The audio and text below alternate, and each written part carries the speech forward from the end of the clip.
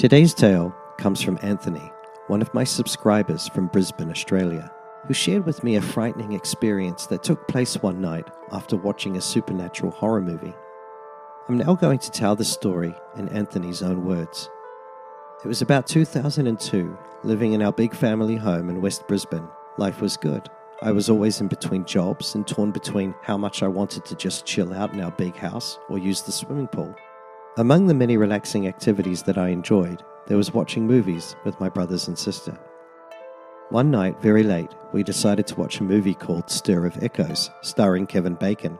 In this movie, with the help of a disturbed spirit, he uncovers the horrible murder of a teenage girl in his neighborhood. As it was late, all the right settings were there to make for a scary and suspenseful movie experience. The lounge room was dark. Most of the family had gone to bed except for my sister, her boyfriend, and myself. The movie was quite compelling and had extremely vivid scenes that honestly had me on the edge. In one part of the movie, the character's face is smothered in human blood. He looks back at the camera with such horror, their faces equally disturbing by the contrast of their white teeth. We knew we had definitely chosen a scary movie. Not long after all the horror, it was time for bed. I said goodnight to my sister and her boyfriend and walked up the creaky stairs to my bedroom. I lay in my bed for what felt like hours and just could not sleep. To be honest, I was replaying the scenes from the movie in my head over and over. I decided to turn the light on and just try to focus on something else for a while. That was pre-Facebook or smartphone, so the middle of the night was pretty boring. Eventually, I began to feel sleepy and decided to turn the light off and go to bed. But as time passed by, I still could not get to sleep. Again, I played images in my mind, particularly the horrible image of the character's face covered in blood. Except now he's looking at me. I'm trying to block it out, but it keeps coming back. All of a sudden, my bed comes crashing down to the floor. It made the most haunting sound of wood being crushed. I'm beside myself with fear and jump out of bed, turn on the light while trying to catch my breath. My wooden bed, which had no defects to it, had spontaneously split down the corner with such force that it looks like an axe has been driven through it. I'm still in shock from what happened and run to tell my siblings. They kind of laugh it off. They came to inspect my bed, and although shocked, they're tired enough to return to their bedrooms and go back to sleep.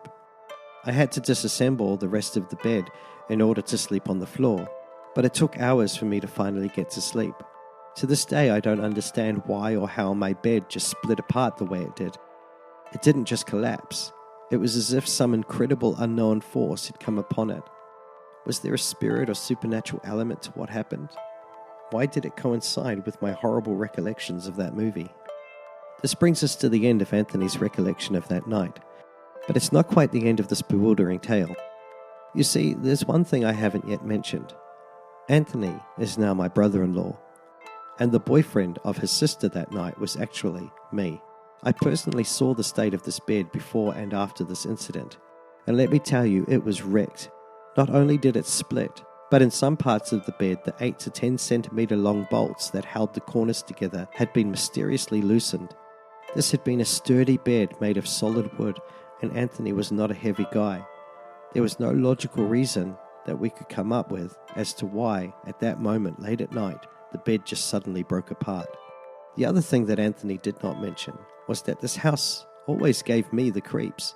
It was a beautiful home, 2-storied, almost V-shaped, angled around a luxurious swimming pool, complete with a miniature island that featured a palm tree in its middle.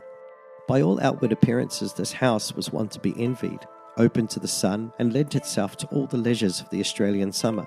And yet, when the sun went down, whenever I was hanging out with the girl who would eventually become my wife, I often felt like something in that structure was giving me the heebie-jeebies. In fact, on a few occasions, my soon-to-be mother-in-law said that even she had caught a glimpse of the figure of a small girl in a white nightdress appear and then disappear in the pool table room. So the bed shattering the way it did was not exactly an isolated incident that randomly happened one day, but rather part of a chain of events that caused a few more sleepless nights for the rest of us who stayed there. But what about you? Can you relate to the story in any way?